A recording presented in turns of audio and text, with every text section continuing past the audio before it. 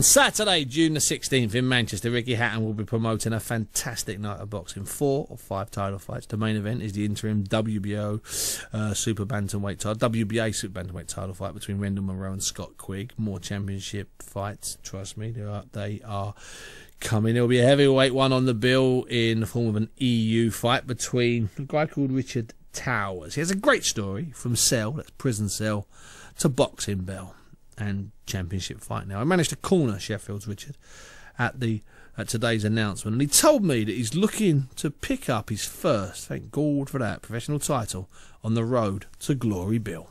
Yeah, EU title. I'm against a German fella called Michael Wallisch. Should be interesting. I think he's 10-0 with 8 knockouts, I think, something like that. So I've got to be on the ball. He's a good counter puncher.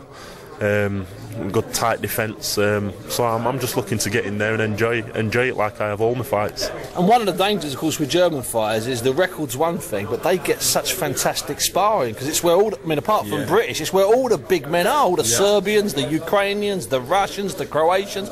They've got gyms over there with 10 and 15 guys that are 6'5", 6'6". Yeah, definitely. You know, all this is food for thought. You know, in our gym, we've got Dave Howe, we've got Cash Ali. We've got Carl Bell, who's a cruiserweight. I've Buster Keaton. For speed. Buster Keaton comes down, and the rest of the fellas in the gym. We've got Kell Brook, Barry Howard, and these kids. You know, one of Brendan's method is take the big fella's head off. So all these kids are just flying at me, you know, trying to take my head off. And you know, in Kell Brook and Barry Howard, there's no joke. We've got a kid coming through, Sam O'Mason. I think he's 8.5, 9 stone, and he'll punch holes in a brick wall. So you can't afford to let him hit you, you know.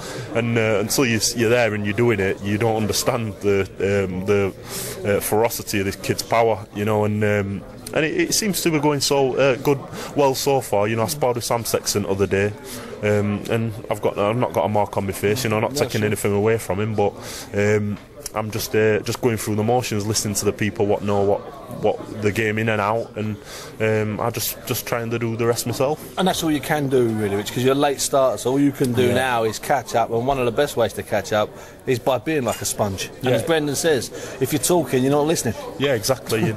you know, when I get interviewed after my fights, you know, I've been told off because of for this particular reason. You know, Donald said to me, listen, you're going to have to start taking some of the credit yourself, talking a good fight, and talk people into wanting to watch you and showing interest, because the only thing I can really think of after my fights is thanking everybody. You know, well, you know, I'm with a brilliant team. You know, I don't deserve any credit. Only credit I deserve is turning up to the gym and doing as I'm told, because I've only been boxing 4.5 years, and realistically,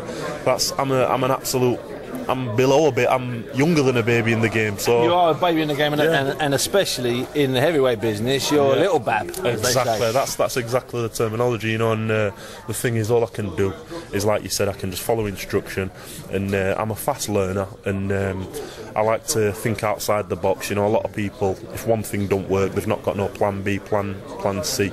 You know, and I like to have a variety of things in the bag. So hopefully, I can express myself properly with this fella in June.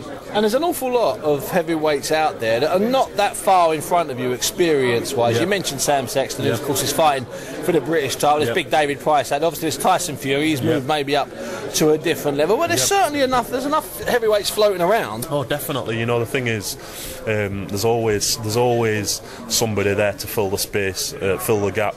And I'm in this equation to, like I said, just crack on with what I'm doing and make the best of what I'm doing. And you know, as I said to everybody, they say, "Oh, well, what chance do you think you've got with this fella? What chance do you think?" You know, we've all got a chance. It's heavyweights, and one punch can make the difference. And the thing is, you know, I'm not in there to play games. I'm in there, you know, as a sportsman, you know, doing my part, but. Make no mistake about it, I said to everybody, you know, when I go in there, if any of my opponents or potential opponents have skipped a corner, missed a specific they were told to do or they were supposed to do, then they will come under, because I'm there, and like I said, I've done everything according to the man himself or the men themselves that I was supposed to do. You know, if you want to know more about Richard Towers, you might want to Google him, because there's some fantastic stuff on him. He's a You know, we talk about reformed characters, and we talk about reformed characters. Well, I tell you what, if you were sitting about writing a book about reformed characters, it would be called Richard Towers' Life Story. It's quite sensational, and he's a really fantastic fella. I like him a lot.